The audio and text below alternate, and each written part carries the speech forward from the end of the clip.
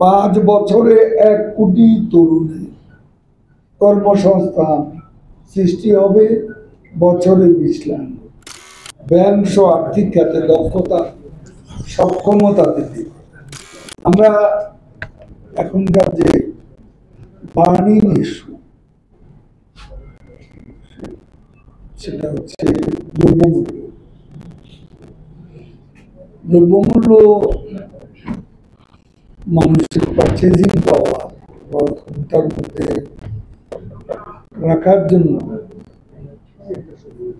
সরকার সর্বাত্মক প্রচেষ্টা চালিয়ে যাচ্ছে। যুবকদের কর্মসংস্থান নিশ্চিত করার আশ্বাস আছে। 5 বছরে 1 কোটি তরুণের 5 বছরে 1 কোটি তরুণের কর্মসংস্থান সৃষ্টি হবে, বছরে 20 লাখ। এটা আমাদের একটা লক্ষ্য। তারপর সর্বজনীন পেনশন ব্যবস্থা, নিম্ন আয়ের মানুষদের স্বাস্থ্য সেবা সুলভ করা, ব্যাংক সহ আর্থিক খাতে দক্ষতা সক্ষমতা বৃদ্ধি, দৃশ্যমান অবকাঠামোর সুবিধা নিয়ে বিনিয়োগ বৃদ্ধি করে শিল্পে প্রসার, লাভজনক কৃষির লক্ষ্যে সমন্বিত কৃষি ব্যবস্থা, যান্ত্রিকীকরণ, প্রক্রিয়াজাতকরণ, বিনিয়োগ, আইন শৃঙ্খলা বাহিনীর কার্যকারিতা, জবাবদিহিতা নিশ্চিত, সাম্প্রদায়িকতা, সকল ধরনের সন্ত্রাস ও জঙ্গিবাদ, সর্বস্তরে গণতান্ত্রিক ব্যবস্থা সুরক্ষা ও চর্চার প্রসার ঘটানো, এগুলো মোটামুটি আমাদের অগ্রাধিকার লক্ষ্য। ইশতেহারে 11টি বিষয়ে অগ্রাধিকার দেওয়া হয়েছে। সেটাই আমি সাংবাদিক বন্ধুগণ আপনাদের সামনে তুলে ধরলাম। সবচেয়ে বড় কথা হচ্ছে প্রধানমন্ত্রী দেশরত্ন শেখ হাসিনা, তিনি তার বক্তব্যে যে সৎসাহস দেখিয়েছে, আমাদের ভুল হলে ভুল থেকে আমরা শিখি, এই সৎসাহসটাই আমার কাছে মনে হয় মোস্ট ইম্পর্টেন্ট। যে একজন সরকার প্রধান এত উন্নয়ন অর্জনের পরও বলছেন আমাদের কিছু ভুল হতে পারে, অতীতের ভুল থেকে আমরা শিখি। এটা তার সৎসাহসিক,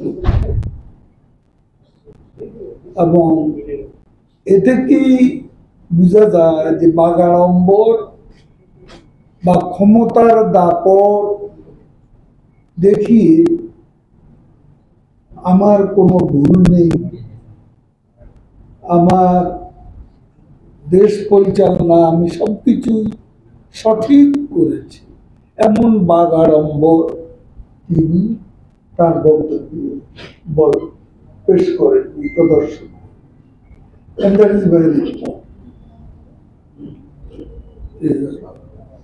এখন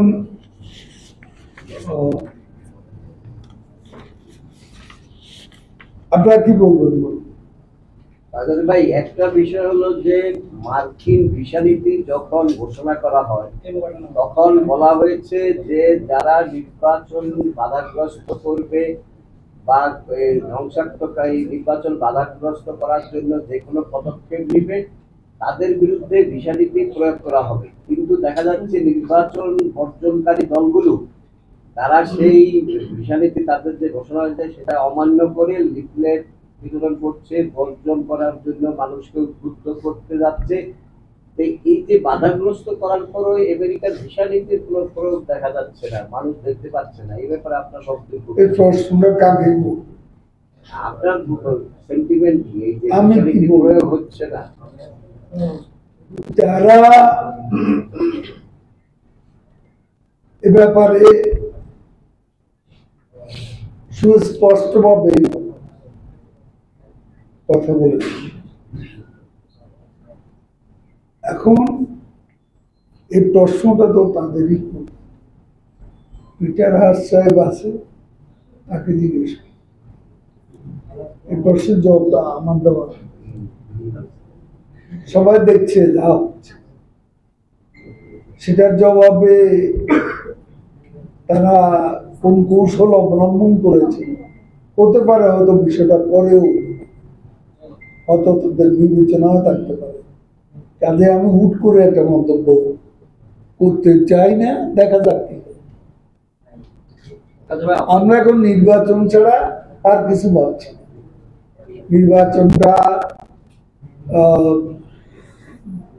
জনগণের ব্যাপক উপস্থিতি, মানুষকে নির্বাচনমুখী করা এবং অবাধ, ফ্রি অ্যান্ড ফেয়ার, ক্রেডিবল একটা ইলেকশন উপহার দেওয়া, সেটাই এখন আমাদের